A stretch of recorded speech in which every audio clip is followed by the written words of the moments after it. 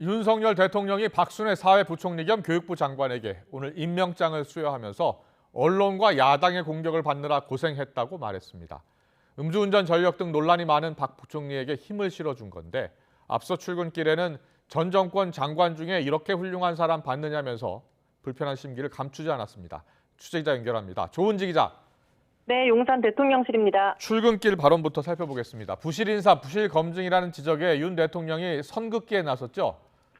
네, 윤 대통령이 상당히 날카롭게 반응했습니다. 어제 김승희 복지부 장관 후보자가 사퇴했고 박순애 사회부총리 겸 교육부 장관은 국회 인사청문회 없이 임명했죠.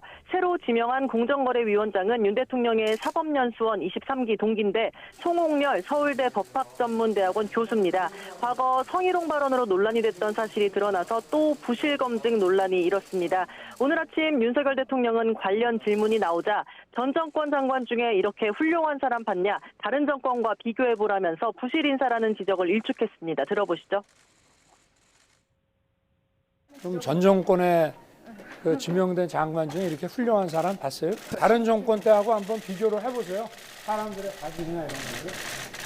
네, 도어 스태핑이 어느 정도 자리 잡은 이후 윤 대통령이 질문 2개 만에 그것도 이렇게 불쾌한 표정으로 빠르게 자리를 뜬 건 오늘이 처음입니다.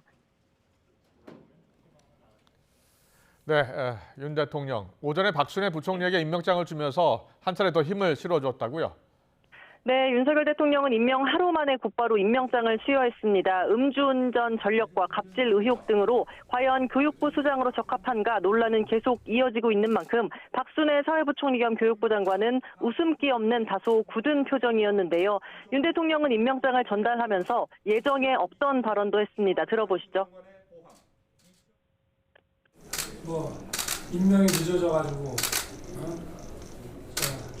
언론에 또 야당에 공격받느라 고생 많이 했습니다. 소식껏 잘하십시오.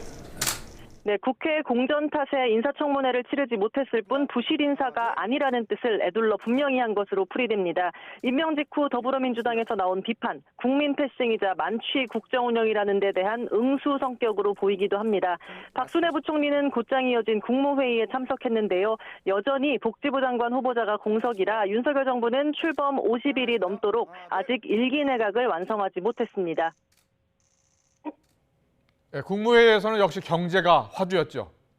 네, 윤석열 대통령은 경제가 매우 어렵다면서 지난달 소비자 물가가 6% 정도 상승했고 전 세계가 1970년대 오일 쇼크 이후 가장 심한 물가 충격을 받고 있다고 진단했습니다.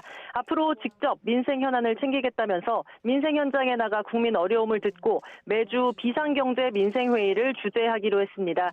정부부터 군사를 빼겠다 이런 뜻도 밝혔는데요. 대통령 소속 위원회부터 과감하게 정비해서 예산을 절감하고 행정 효율을 높이고 책임 행정의 기틀을 세우겠다고 밝혔습니다.